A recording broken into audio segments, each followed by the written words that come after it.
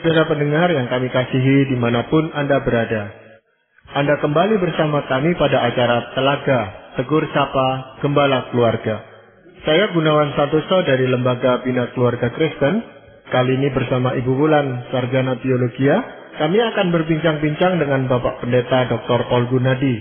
Beliau adalah seorang pakar dalam bidang konseling serta dosen di Seminari Alkitab Asia Tenggara, Malang. Perbincangan kami kali ini tentang mengampuni. Kami percaya acara ini pasti bermanfaat bagi kita sekalian dan dari studio kami mengucapkan selamat mengikuti.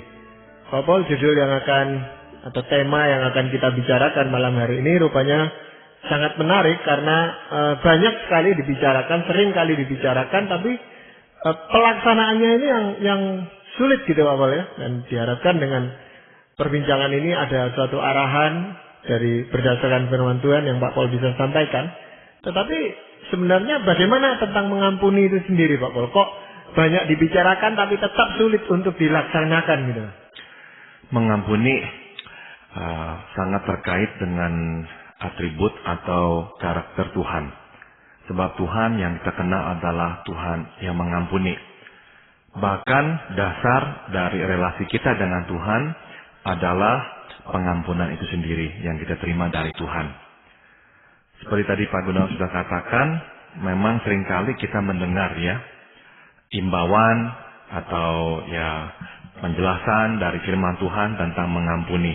Dan salah satu yang seringkali diungkit atau dikutip adalah Matius 18 ayat 21 dan 22. Di mana terjadi percakapan antara Petrus, salah seorang murid Tuhan, dan Tuhan Yesus.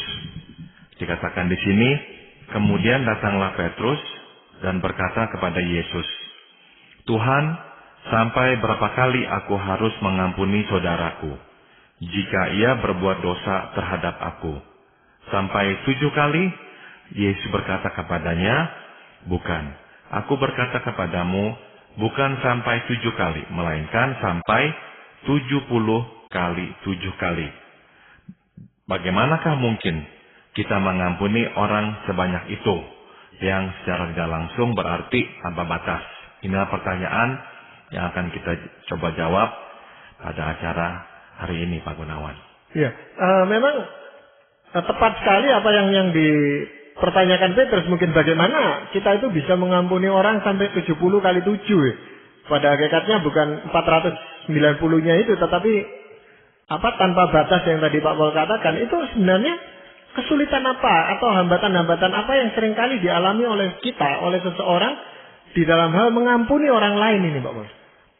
Ada beberapa. Yang pertama adalah kita ini memiliki kodrat keadilan. Dan sebagai makhluk yang dianugerahkan kodrat keadilan, kita terdorong untuk menuntut balas tatkala kita dirugikan. Kita mempunyai kodrat keadilan, dan keadilan adalah setimpal, sepadan. Jadi kalau orang merugikan kita, supaya keadilan itu ditegakkan, kita merasakan dorongan untuk memberikan balasan. Dan juga ini, karena kita mempunyai kodrat keadilan, kita ingin menghukum perbuatan salah itu dengan ganjaran yang menurut kita setimpal dengan tindakannya. Jadi, waktu orang berbuat sesuatu yang merugikan atau menyakiti kita, karena kita makhluk yang memiliki kodrat keadilan, kita langsung terdorong secara alamiah mau memberikan balasan, ya, atau ganjaran yang menurut kita setimpal dengan tindakannya. Nah, saya kira ini nih penghalang pertama mengapa sukar bagi kita untuk mengampuni orang. Sebab mengampuni kan berarti kita merelakan lepasnya hak untuk mengganjar atau membalas perbuatan orang itu. Bapak, kalau konteksnya dalam hal berbangsa dan bernegara ya Pak Paul, kan kita selalu mengidam-idamkan adanya penegakan keadilan gitu. Apakah bagaimana pendapat Pak Paul sendiri terhadap kaitannya dengan keadilan ini? Apakah Pak Paul setuju kita ya sudah diampuni aja para koruptor, semua yang sejenis-jenis itu Pak Paul? Nah, ini bagus sekali ya. Kita perlu mengklarifikasi bahwa yang Tuhan maksudkan di sini bukanlah hukum kenegaraan atau hukum dalam masyarakat. Tapi ini adalah konteksnya relasi pribadi. Waktu orang berbuat salah kepada kita, Tuhan meminta kita mengampuni perbuatan salah itu. Nah, ini harus dibedakan dari keadilan yang harus ditegakkan di dalam sebuah masyarakat. Maka di Perjanjian Lama pun Tuhan menetapkan sanksi atau hukuman bagi orang yang melakukan pelanggaran. Sebab tanpa adanya hukuman bagi perbuatan salah, maka kita akan menciptakan masyarakat yang cenderung anarkis. Ya. Semua orang akhirnya berbuat semaunya atau seenaknya. Nah, jadi sekali lagi konteks pembicaraan antara Petrus dan Tuhan Yesus di sini adalah konteks relasi interpersonal, relasi kita dengan sesama. Apa itu tuh? Tindakan Kristiani, suatu orang melakukan hal-hal yang menyakiti hati kita. Ya, terkait dengan itu Pak Paul, misalnya ini penipuan gitu ya. Kita ditipu oleh saudara kandung kita sendiri gitu. Nah, secara hukum kan dia pasti akan dihukum karena itu dibawa ke pengadilan dan sebagainya. Lalu bagaimana sikap kita itu? Kadang-kadang kita sulit Pak Paul memberikan pengampunan pada walaupun itu saudara kandung yang sudah jelas-jelas makan uang kita gitu. Dan kesulitannya adalah karena kita merasa dikhianati ya, ditipu oleh saudara kandung sendiri, dan ini membuat kita merasa sakit dan marah. Ini adalah salah satu rintangan juga Pak Gunawan. Rintangan yang menyukarkan kita untuk mengampuni. Sewaktu kita merasakan sakit dan marah, nah ini nih membuat kita ini nih akhirnya terdorong ingin melampiaskan emosi sakit dan marah itu. Emosi terluka ya, dan emosi marah. Dalam bentuk apakah kita ingin melampiaskannya? Dalam bentuk pembalasan. Sebab emosi yang kuat itu tuh seolah-olah mendorong untuk keluar dari dalam diri kita. Nah, keluarnya dalam bentuk tindakan pembalasan. Nah, waktu kita mengeluarkan tindakan pembalasan itu tuh memang lebih mudah bagi kita untuk menyurutkan intensitas marah dan sakit yang kita rasakan. Itu sebabnya emosi ya, sewaktu begitu membara, benar-benar menghalangi kita untuk mengampuni. Tatkala kita atau pada waktu kita mengingat perbuatan yang jahat itu, kita merasakan sakit dan marahnya. Nah, pada detik-detik itu tuh memang sangat sukar sekali bagi kita untuk berkata, saya mengampunimu. Nah, justru yang kita rasanya ingin lakukan adalah memberikan balasan. Dengan memberikan balasan, emosi kita keluar, maka intensitas kemarahan kita mulai mereda pula. Pak Paul, berkaitan dengan penjelasan Pak Paul barusan, biasanya kalau orang-orang yang punya masalah dengan sakit hati, sulit mengampuni sampai bertahun-tahun gitu belum selesai Pak Paul, itu kan agak tertolong misalnya dalam proses terapi, lalu klien ditolong kembali ke momen itu begitu ya, lalu dilampiaskan di hadapan terapisnya gitu.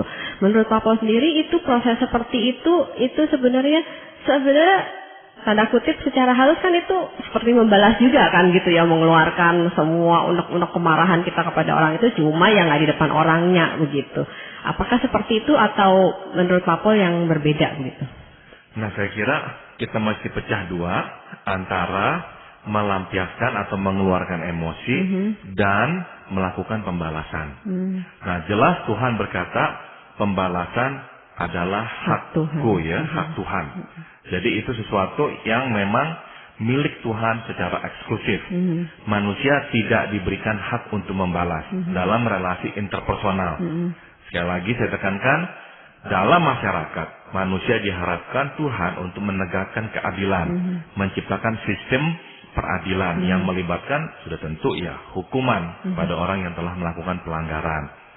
Nah, dalam relasi interpersonal ini saya kira sah ya dan baik bagi kita untuk bisa melampiaskan atau mengeluarkan rasa sakit dan marah kita.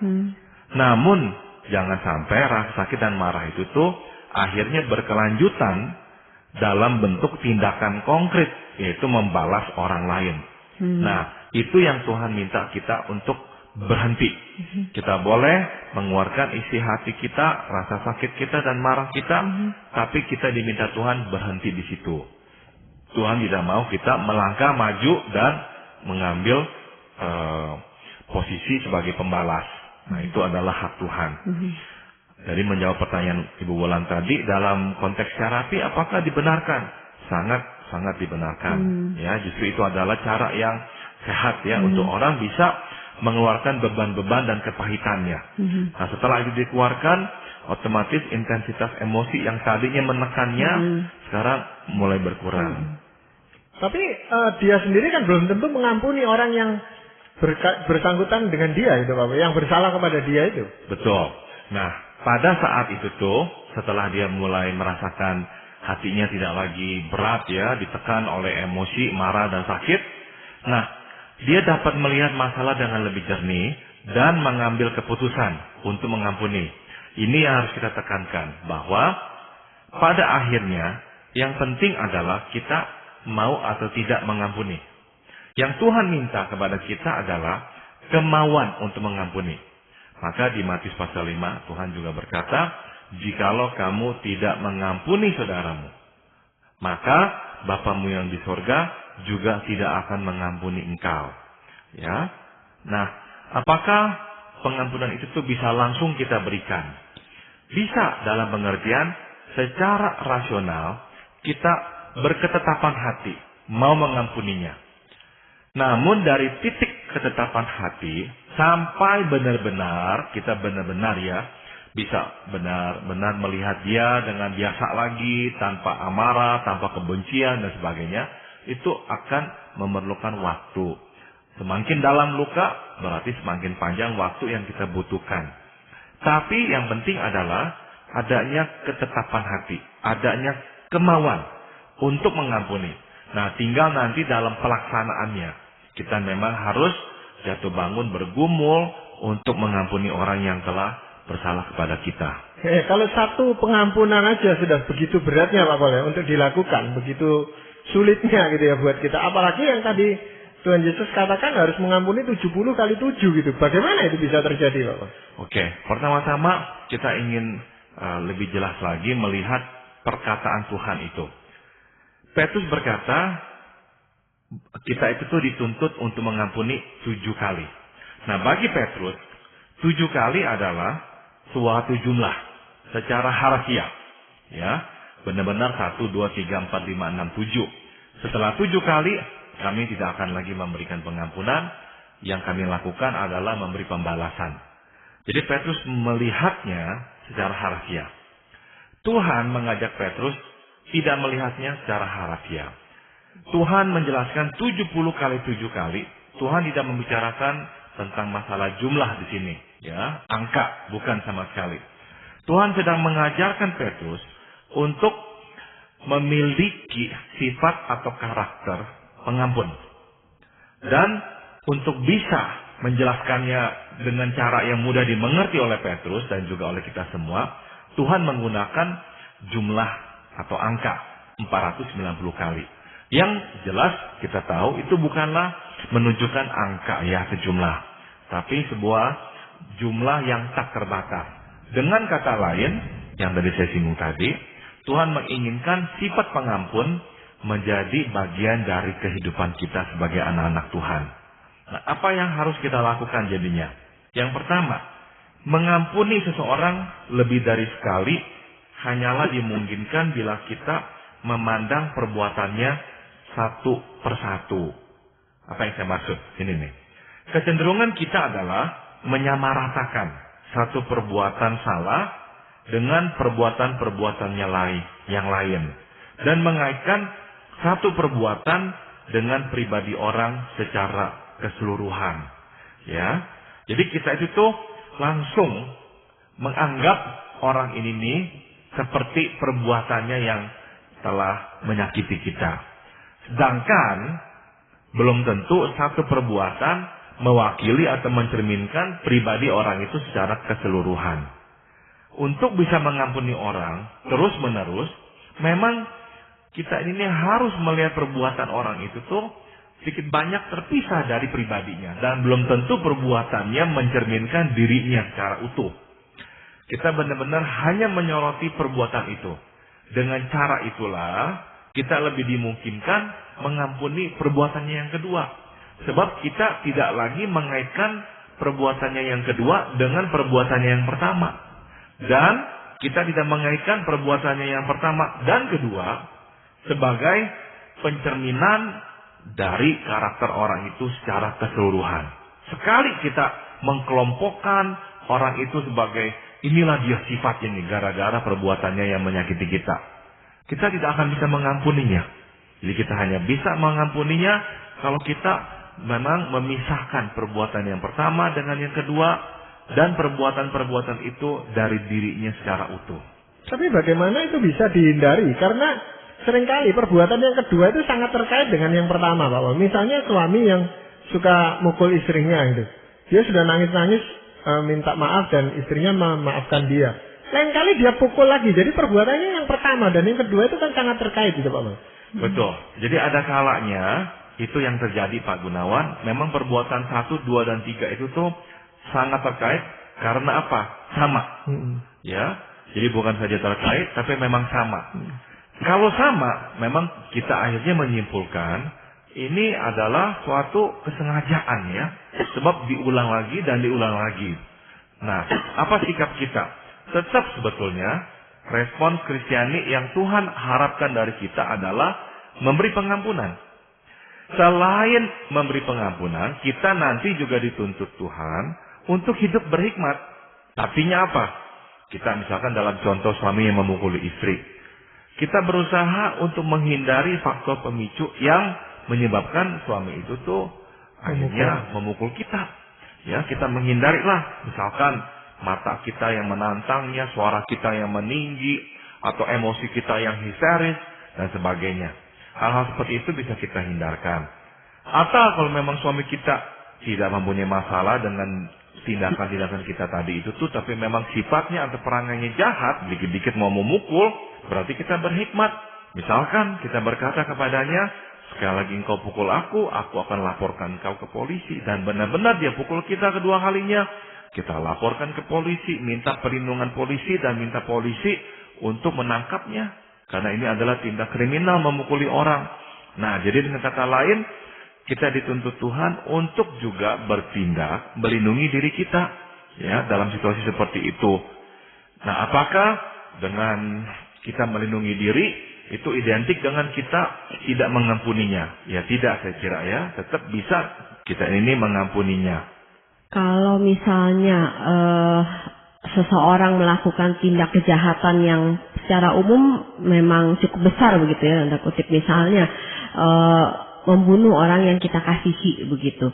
Nah, boro-boro kan tadi Pak Paul bilang suruh dipisahkan dengan kesalahan yang berikutnya, yang lain-lain dan sebagainya begitu. Boro-boro kita bisa mengampuni perbuatan yang kedua, kayak ketiga, keempat, kelima begitu. Yang pertama itu yang masih sulit sekali gitu untuk diampuni gitu, Pak Paul. Oke. Nah, ini kita masuk ke poin berikutnya, Ibu Wulan, yaitu ini. Mengampuni berulang kali melawan kodrat manusiawi kita. Dan hanya dimungkinkan bila kita hidup di dalam Tuhan. Sebab mengampuni berulang kali sesungguhnya adalah kodrat ilahi. Jadi betul sekali perkataan Ibu Wulan tadi. Mustahil bagi kita mengampuni orang yang melakukan kesalahan yang begitu jahat ya, berulang kali. Mustahil, sebab secara manusiawi itu memang tidak sesuai dengan kodrat kita. Jadi kita simpulkan, mengampuni berulang kali sungguh-sungguh adalah kodrat ilahi. Nah, kalau ini kodrat ilahi berarti kita hanya bisa melakukannya dengan kuasa Tuhan. Ya, kita mesti hidup dekat dengan Tuhan, karena hanya dekat dengan Tuhanlah kuasanya baru dapat mengalir masuk ke dalam diri kita dan memampukan kita melakukan sesuatu yang ilahi seperti mengampuni ini. Ya, bagaimanakah caranya itu nantinya Tuhan menolong kita dan memampukan kita mengampuni? Benar-benar kita tidak bisa menciptakannya, merekayasanya supaya ada. Kita hanya perlu hidup dekat dengan Tuhan, bersekutu sangat akrab dengan Tuhan, dan meminta kuasanya untuk bisa mengampuni orang. Nah, kalau itu terjadi, barulah pada akhirnya kita bisa mengampuni.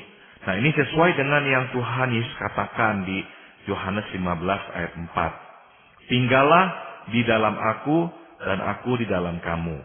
Sama seperti ranting tidak dapat berbuah dari dirinya sendiri kalau ia tidak tinggal pada pokok anggur.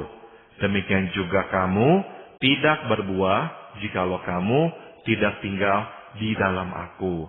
Jadi kita harus bersarang, berakar pada pokok anggur, pada Tuhan Yesus sendiri. Barulah nantinya kita akan menerima aliran kuasanya untuk dapat mengampuni orang yang telah bersalah kepada kita.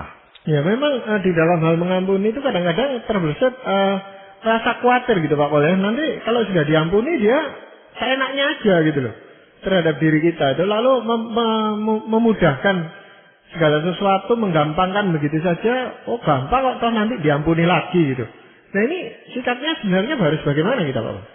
Kita mengampuni itu dalam pengertian di dalam hati kita memang mau menghapus kesalahannya, ya. Sehingga kita mau melihat dia itu tuh sebagai manusia yang baru. Tapi di dalam prakteknya atau kenyataannya, sekali lagi, apakah kita tidak boleh, misalkan kita sebagai seorang guru ya, melihat ini siswa kok melakukan kesalahan yang sama lagi. Nah, sudah sepatutnya lah kita memang memberikan ganjaran atau sanksi kepada siswa kita itu. Atau kita sebagai orang tua, melihat anak kita kok melakukan perbuatan yang salah berulang kali. Apakah kita tidak boleh memberikan ganjaran kepadanya? Oh silakan, kita memberikan ganjaran sesuai dengan perbuatannya, agar dia belajar untuk tidak mengulangi perbuatannya itu. Jadi dengan kata lain, pengampunan memang adalah sebuah sikap hati. Sebuah sikap hati, sungguh-sungguh sikap hati di dalam diri kita. Namun dalam caranya kita nanti memperlakukan orang yang telah berbuat salah kepada kita, saya kira terbuka banyak pilihannya. Ada kalanya, kadang-kadang, karena kita belum bisa atau belum siap berbicara dengan pasangan kita yang telah menyakiti hati kita, mungkin kita perlu waktu untuk berdiam diri. Dan kita berkata kepadanya, mohon berikan saya waktu untuk berdiam diri. Saya belum bisa bicara dengan engkau. Berikan saya waktu mungkin selama 3-4 hari ini atau seminggu ini atau 2 minggu ini. Engkau melukai aku terlalu dalam. Aku hendak berdiam diri terlebih dahulu. Pasangan kita sudah tentu akan merasa terhukum ya. Namun tujuan kita memang untuk bisa memulihkan perasaan kita yang tadi sakiti itu. Nah sekali lagi itu salah satu pilihan tindakan yang mungkin sekali lebih mendidik ya. Lebih mendewasakan pasangan kita atau anak kita atau siapapun. Supaya nanti dalam berrelasi dengan kita, mereka jadinya lebih berhati-hati. Iya, sangat terkait sekali memang pengampunan ini dengan bagaimana kita itu menyerahkan diri kita pada Tuhan sebenarnya Pak Pol. Kalau kita percaya bahwa Tuhan yang sudah mengampuni kita, lalu kita bisa mengampuni orang lain, itu kemampuan yang Tuhan berikan secara khusus pada kita itu sebenarnya. Betul Pak Gunawan. Jadi pengampunan sebetulnya terkait dengan iman. Ya. Semakin besar iman, semakin mungkin kita mengampuni orang. Kenapa saya berkata begitu? Karena sewaktu kita menolak mengampuni dan kita ingin membalas, sebetulnya itu salah satu cara untuk melihat pembalasan adalah pembalasan merupakan upaya kita untuk melindungi diri. Jadi pembalasan bisa kita tafsir sebagai perisai yang kita gunakan. Jangan sampai orang ini mengulang perbuatannya ya, yang menyakiti kita. Maka kita memberikan balasan kepadanya. Jadi balasan itu tuh sebagai salah satu bentuk untuk melindungi diri kita. Jadi saya katakan tadi terkait dengan iman di sini.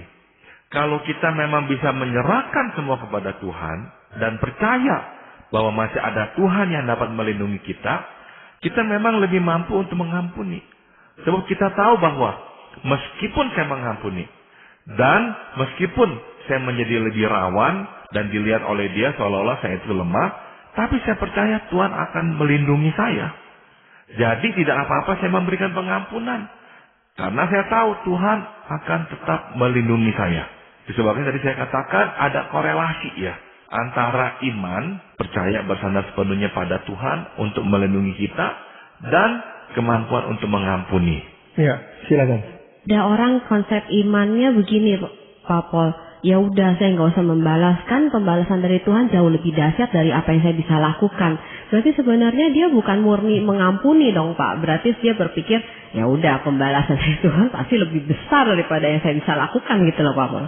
Oke, saya kira itu juga dimaklumi oleh Tuhan ya. Dalam kemarahan, dalam kesakitan, kita sebetulnya ingin membalas. Tapi Tuhan meminta kita berhenti. Berhenti ya hanya pada pengekspresian kemarahan itu. Dan salah satu bentuknya adalah yang tadi Ibu Wulan katakan. Tuhan, balaskan sakit hatiku. Biarlah engkau nanti yang memukulnya supaya dia kapok dan sebagainya. Silakan, tidak apa-apa. Karena itu adalah cetusan ya. Hati kita yang telah disakiti oleh orang. Agung kayaknya jiwanya merasa itu nggak sepantasnya Pak Pol diucapkan. Ya, saya ngerti. Ya, seolah-olah itu mengotori lidah ya, mengotori hati. Tidak kudus lagi. Tapi itulah yang dilakukan oleh Daud. Ya, di dalam Mazmurnya berkali-kali Daud berkata hal-hal seperti itu. Patahkanlah rahangnya Tuhan. Seolah-olah Daud meminta Tuhan untuk menonjok musuhnya itu. Ya, jadi itu adalah cetusannya, cetusan hati yang marah, yang sakit, dan Tuhan menerima. Sebab Tuhan sudah katakan jangan membalas. Kalau membalas itu adalah milikku ya, hakku. Jadi selama engkau tidak membalas, kau hanya mencetuskan perasaan-perasaan itu, nah Tuhan akan terima dan dengarkan, tidak apa-apa. Apakah nanti Tuhan benar-benar membalasnya seperti yang kita harapkan? Nah itu nanti juga adalah hak eksklusif Tuhan. Memang ini sesuatu yang tidak mudah dilakukan, tapi kita percaya bahwa roh Tuhan yang ada di dalam diri kita itu akan menolong kita, memampukan kita untuk bisa melakukan pengampunan, memberikan pengampunan kepada sesama kita, Pak Pol. Terima kasih sekali untuk perbincangan kali ini, juga untuk Ibu Wulan, terima kasih. Kepada para pendengar sekalian, kami mengucapkan banyak terima kasih karena Anda telah mengikuti perbincangan kami dengan Bapak Pendeta Dr. Paul Gunadi dalam acara Telaga, Tegur Sapa Gembala Keluarga. Kami baru saja berbincang-bincang tentang mengampuni. Bagi Anda yang berminat untuk mengetahui lebih lanjut mengenai acara ini, silakan Anda menghubungi kami lewat surat. Alamatkan surat Anda ke Lembaga Bina Keluarga Kristen atau LBKK, Jalan Cimanuk 58, Malang. Anda juga dapat menggunakan email dengan alamat telaga@indo.net.id. Kami juga mengundang Anda untuk mengunjungi situs kami di www.telaga.org. Saran-saran, pertanyaan, serta tanggapan Anda sangat kami nantikan. Akhirnya dari studio kami mengucapkan terima kasih atas perhatian Anda dan sampai jumpa pada acara Telaga yang